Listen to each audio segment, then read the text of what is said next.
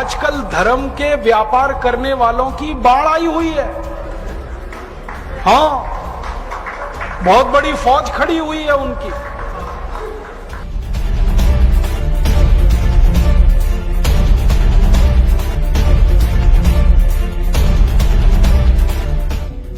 शराब का सबसे पहला फायदा, शराब आपके कॉन्फिडेंस को बढ़ाती है।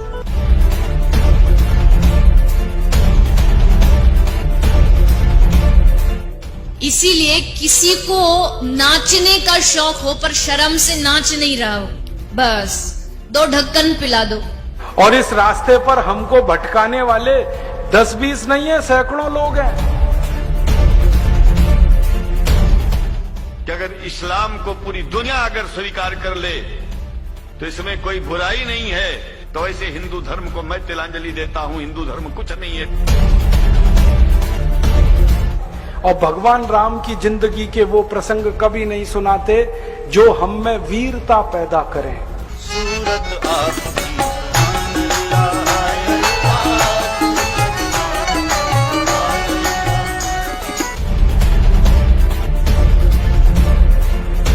कहीं से 10 करोड़ लूटो, कहीं से 20 करोड़, कहीं से 25 करोड़।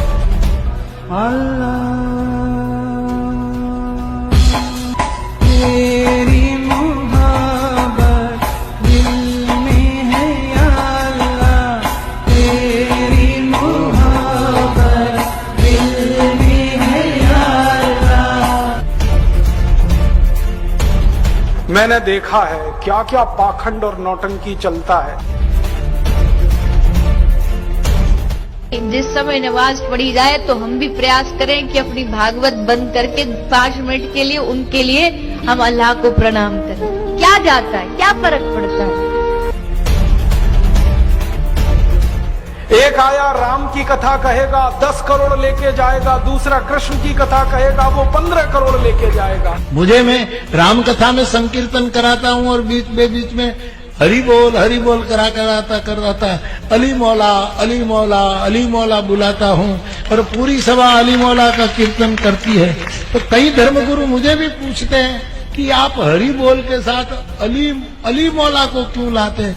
मैंने कहा मैं लाता नहीं, अली मेला मुझसे बोल रहा है। ये बापू नहीं है, डाकू है। बापू नाम तो शर्म आती है कहते हुए, और माला पकड़ा देते हैं कि राम राम राम राम राधे राधे राधे राधे राम राम राम राम राधे राधे, बस यही करो देश तो ठीक हो जाएगा।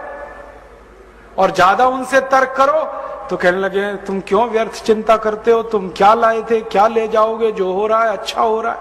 मैंने देखा है क्या क्या पाखंड और नौटंकी चलता है। भगवान राम की कथा कहने आते हैं और भगवान राम की जिंदगी के वो प्रसंग कभी नहीं सुनाते जो हम में वीरता पैदा करें, जो साहस पैदा करें। राम की जिंदगी में बहुत सारा हिस्सा साहस का है, वीरता का है। जब 14 वर्ष के लिए वनवास चले गए राम, तो हमको सुनाई जाती है राम की जो कथा ना, उसमें कहते हैं राम ने 14 साल एक ही काम किया, हाय सीते हे सीते, हाय सीते हे सीते, हाय सीते, ये सुनाते हैं हमको। हाँ, यही सुनाते हैं निकाल के कहानी में से। और मैं कहता हूं कि राम को अगर हाय सीते हे सीते हाय सीते यही करना था 14 साल, तो दूसरा विवाह क्यों नहीं कर लिया। सैकड़ों राजा तैयार थे अपनी राजकुमारियों को राम को देने के लिए, वो तो कर लेते दूसरा विवाह। क्योंकि हाय सीते हे सीते हाय सीते हे सीते, एक स्त्री के लिए अगर वो इतने ही बिलख रहे थे, तड़प रहे थे, दूसरा विवाह कर लेते। तो ये सब चुप हो जाते हैं, फिर बात नहीं करते। फिर मैं उनको रामायण में से निकाल के दिखाता हूं, देखो राम ने हे सीते हाय सीते कहा नहीं कहा ये मुझे नहीं मालूम, लेकिन 14 साल वन में रहते हुए सैकड़ों राक्षसों का संहार किया उन्होंने, मारा उनको और धर्म राज्य की स्थापना कराई। ये कहानी नहीं सुनाते क्योंकि इससे वीरता पैदा होती है। तो राम का जो वीरत्व है वो नहीं सुनाएंगे आपको, उनकी जो कमजोरियां हैं वो सुनाते हैं आपको। और राम कथा जब वर्णन की जाती है तो मंच पे बैठ के आहा कैसे आंसू ढलल ढलल आंसू निकलेंगे, आपको भी रुलाएंगे, खुद भी रोएंगे। किस बात के लिए? हो, राम को वन गमन में इतना कष्ट हो रहा है, वन में इतनी तकलीफें हो रही हैं, तो राम की तकलीफों का वर्णन कर रहे हैं, आंसू आ रहे हैं, और ये सारा वर्णन एयर कंडीशनड मंच पर बैठकर होता है। अपने को तकलीफ नहीं होनी चाहिए, राम की तकलीफों का वर्णन कर।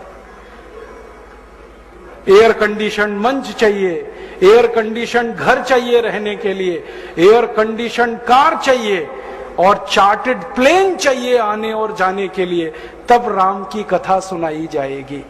जो राम जिंदगी भर पैदल चलते रहे, जिन्होंने अपना रथ भी छोड़ दिया था अयोध्या से निकलते समय, वो राम ने जिंदगी भर पैदल चल के काम किया, और यहां एयर कंडीशन कारों में घूम घूम कर, चार्टर्ड प्लेन में घूम घूम कर राम की कथा सुनाते हैं। वो कथा वथा नहीं है, वो उद्योग है, व्यापार है, बिना टैक्स का। और मुझे बहुत शर्म है ये कहते हुए, समय आने पर प्रमाण से बात करूंगा कि राम कथा कहने वाले ब्लैक मनी को व्हाइट मनी करने के काम में लगे हुए एजेंट हैं, और इससे ज्यादा कुछ नहीं। और मुझे इससे भी बड़ी शर्म आती है कहते हुए कि आप जो उनको दे रहे हैं दान के रूप में, वो पैसा ब्याज पर उठा रहे हैं वो दूसरे लोगों को, और आपके दिए हुए पैसे से धंधा बना रहे हैं अपना। फिर ऐसे कृष्ण की कथा कहने वाले आ जाते हैं, कहते राधे राधे राधे राधे राधे राधे, और कुछ कहो ही मत, राधे राधे।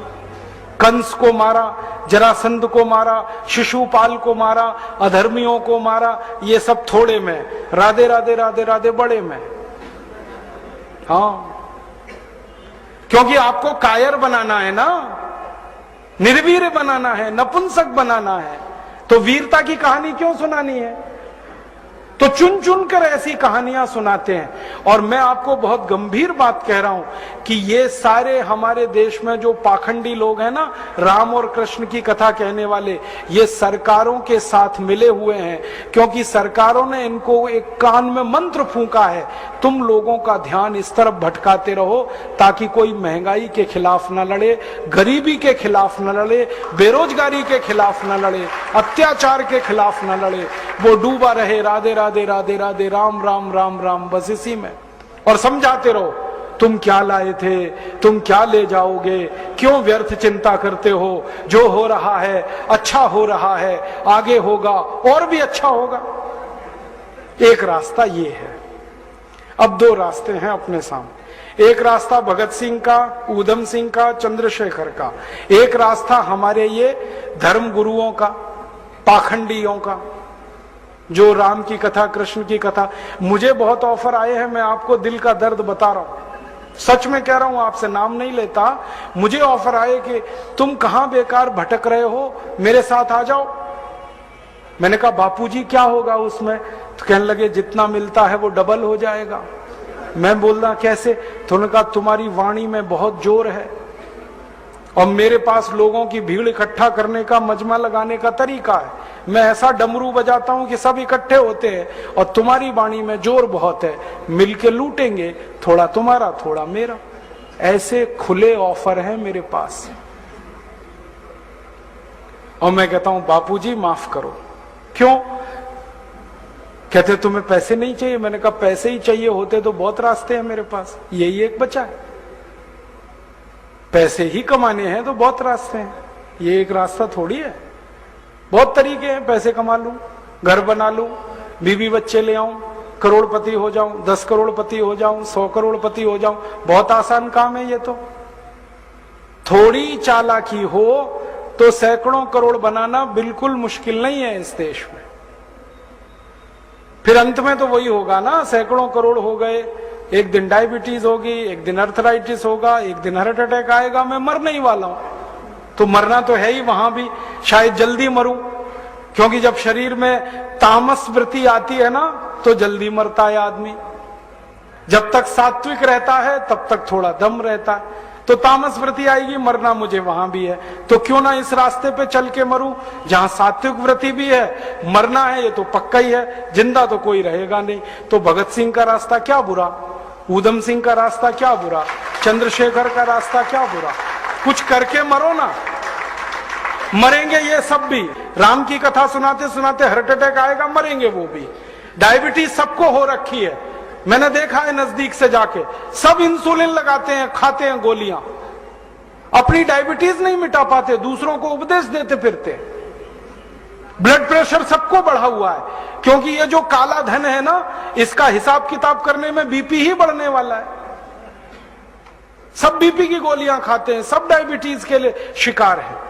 तो दूसरों को उपदेश देंगे तो मैं भी लग जाऊं, वो एक रास्ता है। एक रास्ता भगत सिंह, उधम सिंह, चंद्रशेखर का भी है। मौत तो दोनों में ही आने वाली है, बस अंतर इतना है, एक मौत ऐसी आएगी जिसको देश और समाज जिंदगी भर याद रखेगा, और एक मौत ऐसी आएगी कोई पूछेगा नहीं।